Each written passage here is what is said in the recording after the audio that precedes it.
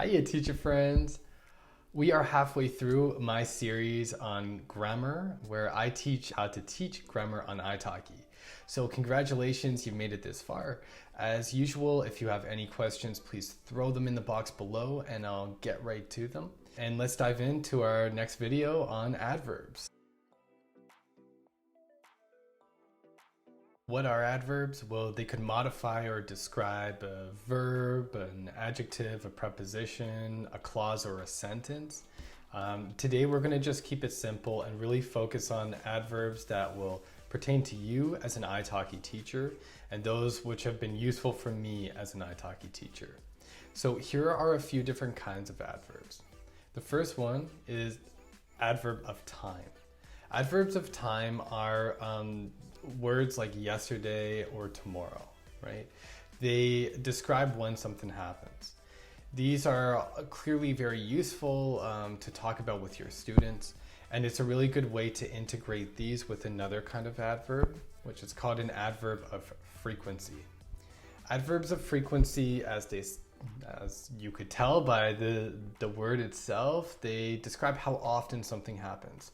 So it could be the word often, it could be the word rarely, always, never. These are all different adverbs of frequency.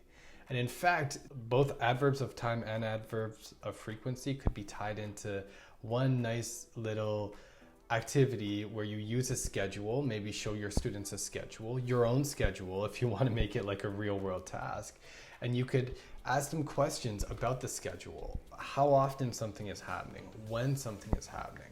Another thing you could do is actually create a schedule on Google Calendar with your student. So for example, if they have a class every week, then they will be creating a weekly slot for class with Ryan, for example, and actually going piece by piece and adding slots into the Google Calendar or whatever software you would like to use. This could be a great way to kind of incorporate these words like yesterday or tomorrow for adverbs of time, or weekly, daily, monthly for adverbs of frequency. Cool, the second kind of adverb, these are adverbs of place. And actually, as it sounds like, these answer the question to where something happens or where something is, right? So these could include words like over there, everywhere, back, like when you tell somebody to come back to where you are, here, outside, inside, right? So adverbs of place could be useful. For example, if you show your students a picture, maybe spot the difference, and they have to explain where something is. So in this picture, I see, I don't know, glitter all over the place, everywhere, right? But in this one, I don't see glitter anywhere. Some adverbs of place could also be prepositions, right? And we'll talk more about this when I release my video on prepositions. But for the time being, just head on down to the box below.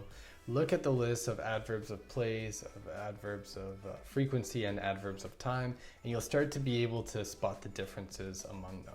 These next two will be probably the most important and most common ones. The next one is adverb of manner.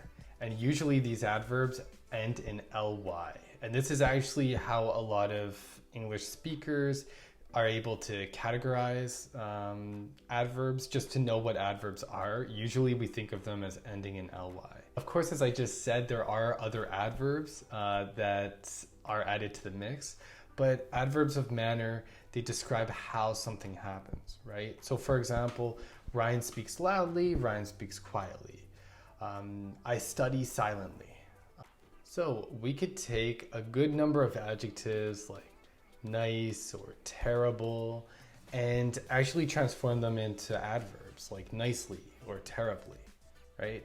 And potentially the easiest way to do this is just to show your students a video of something happening and just have them try to incorporate different adverbs. Before the video, you could show them a picture or maybe let them watch a piece of the video and they have to use adjectives to describe the people that they see. He seems nice, she seems gentle. Afterwards, show them the rest of the video and then they could apply different adverbs. So they could take the adjectives they had and they could actually add the ly onto them or change their form in whichever way they need to, and create adverbs to describe whichever people they saw, but to describe the actual actions that happened. So I saw a beautiful woman singing beautifully. Happy days. So the last adverb I'm going to talk about today, adverbs of degree. Adverbs of degree are used to describe something or describe an action in terms of its intensity. So for example, words like very, extremely, totally, quite. Yeah, these are some words we could use with adverbs of degree. And I think that this is great for just kind of dressing up the language and adding emphasis more than anything else.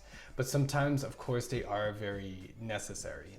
So especially when you are comparing two things. So for example, he is fast, but he is very fast. Giving your students maybe some reading comprehension and having them compare and contrast different characters in terms of particular adjectives, right? Like the first person was quite smart, but the second person was extremely smart. Yeah, so just adding and applying these adverbs of degree could be really useful for your students. All right, well, I hope that helped you out. That is my short little video on adverbs. If you have any questions, drop them down in the box below and I would be happy to help you out. If you're good with adverbs, then please head on over to the next video where I'll be talking about conjunctions. Thank you and keep smiling.